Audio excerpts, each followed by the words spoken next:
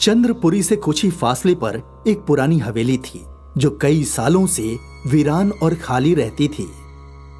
इस हवेली के बाहर ही एक बड़ा सा पीपल का दरख्त था जिस पर एक झूला लटका रहता था।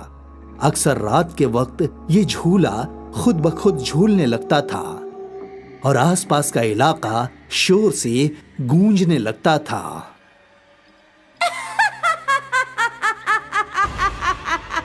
कभी हंसी की आवाज तो कभी रोने की आवाज।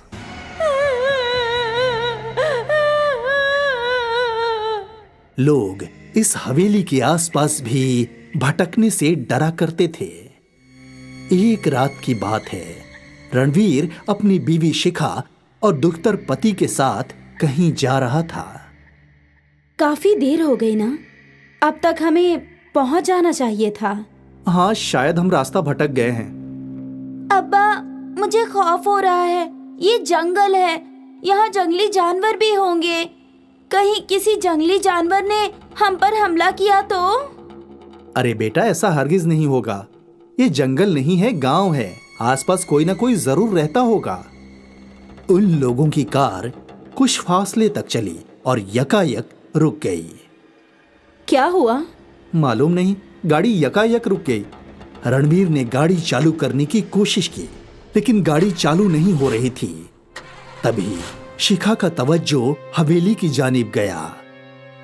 देखो, यहाँ कोई पुरानी हवेली है। हाँ, मुमकिन है वहाँ कोई हो। मुमकिन है। चलो देखते हैं। तीनों गाड़ी से उतरकर हवेली की जानिब चलने लगे। इस हवेली को देखकर लगता है कि कई सालों से कोई यहाँ आया तक नहीं होगा। ऐसा मुमकिन नहीं है, हवेली बहुत बड़ी है, कोई ना कोई जरूर होगा। रणवीर ने हवेली के दरवाजे पे दस्तक दी। कोई है? कोई है?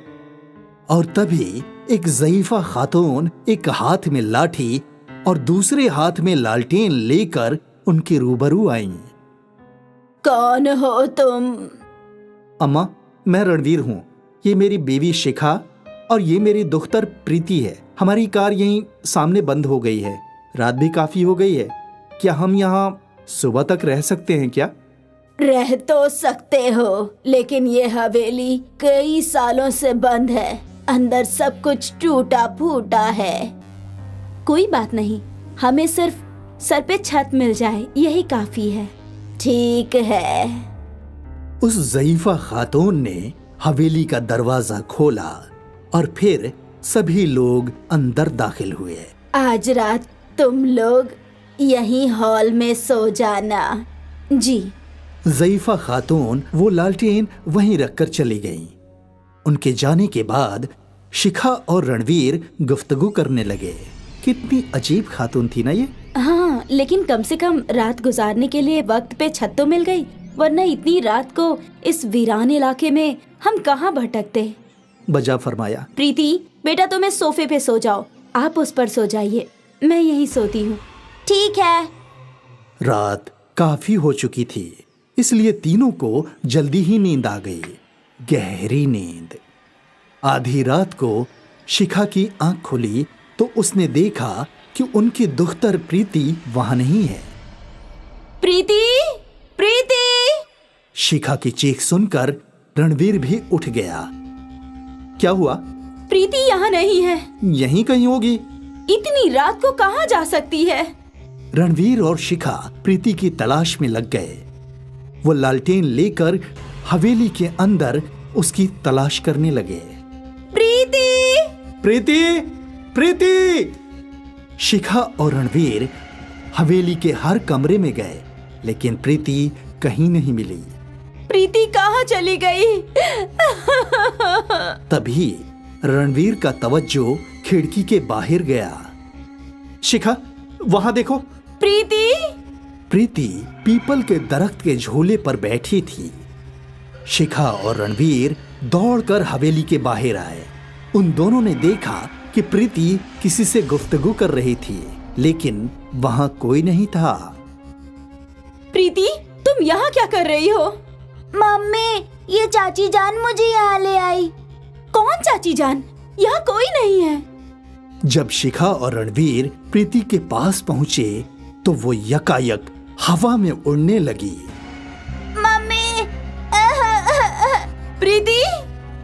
रणवीर और शिखा की नजरों के सामने उनकी दुख्तर उड़ती हुई उनसे दूर जा रही थी। रणवीर और शिखा प्रीति को पकड़ने की कोशिश कर रहे थे। यकायक प्रीति पीपल के दरख्त की जानिब गई और उस पीपल के दरख्त ने प्रीति को निगल लिया। प्रीति! रणवीर, मेरी प्रीति कहाँ गई? दोनों मियां बीवी रो रहे थे कि यकायक उनकी दुख्तर पीपल के दरख्त के झूले पर झूलती नजर आई। प्रीति बेटा। अम्मी, अब्बू, आप लोग रो क्यों रहे हो? रणवीर और शिखा प्रीति के पास गए, लेकिन जैसे ही उन्होंने प्रीति को छुआ तो प्रीति एक डायन में तब्दील हो गई। डायन को देखकर शिखा और रणवीर खौफजदा हो गए और उस दरख्त से दूर भागने लगे। वो दोनों भागते भागते हवेली के अंदर चले गए। वो डायन भी उनके पीछे पीछे हवेली के अंदर दाखिल हुई और डायन के हवेली के अंदर कदम रखते ही खंडहर सी हवेली नई नवेली हवेली में तब्दील हो गई। तुम लोग तो खुद मेरी हवेली में दाखिल हुए हो, अब तुम्हें कौन बचाएगा? रणवीर और शिखा हवेली की सीढ़ियों पे चढ़ने लगे तो यकायक सीढ़ियां खुद ब खुद नीचे की जानिब चलने लगी। रणवीर, ये डायन हमें नहीं बख्शेगी।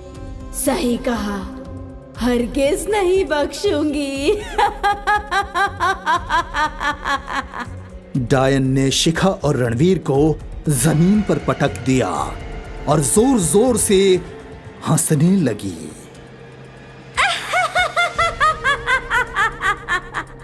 डायन 1 से 2, 2 से 4, 4 से ढेर सारी हो गई।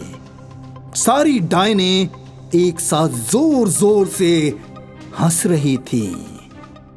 शिखा और रणवीर खौफ के मारे कांप रहे थे। डायन ने रणवीर पर हमला किया। रणवीर ने डायन के बाल पकड़ लिए। शिखा तुम भागो। तुम भी साथ चलो। नहीं शिखा, भागो यहाँ से।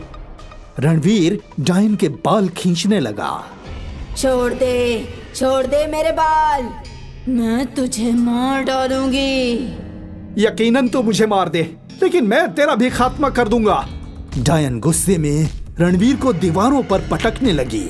रणवीर ने डायन के बालों को पूरी ताकत से पकड़ रखा था। छोड़ मुझे। नहीं छोड़ूंगा।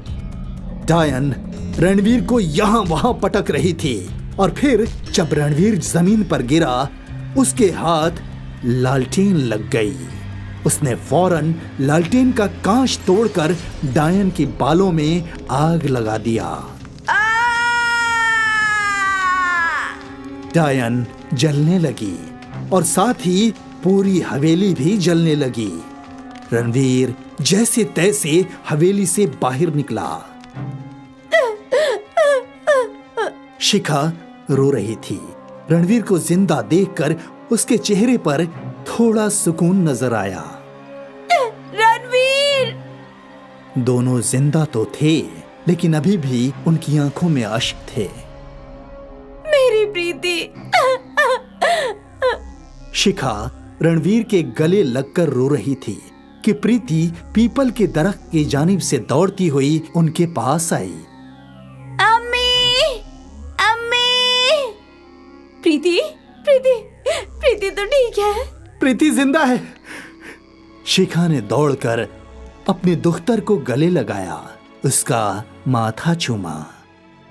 ऊपर वाले का लाख लाख शुक्रिया कि तू बच गई। लेकिन कैसे? अम्मी, वो पेड़ मुझे दबा रहा था, मेरे सांसें फूलने लगी, फिर एकाएक वो पेड़ जलने लगा और मैं आजाद हो गई। रणवीर, शिखा और प्रीति तीनों बच गए। रणवीर ने बड़ी बहादुरी से डायन का मुकाबला किया। डायन की जान उसके बालों में होती है और इसीलिए उसके बाल जलते ही उसकी सारी ताकत खत्म हो गई और वो राख हो गई।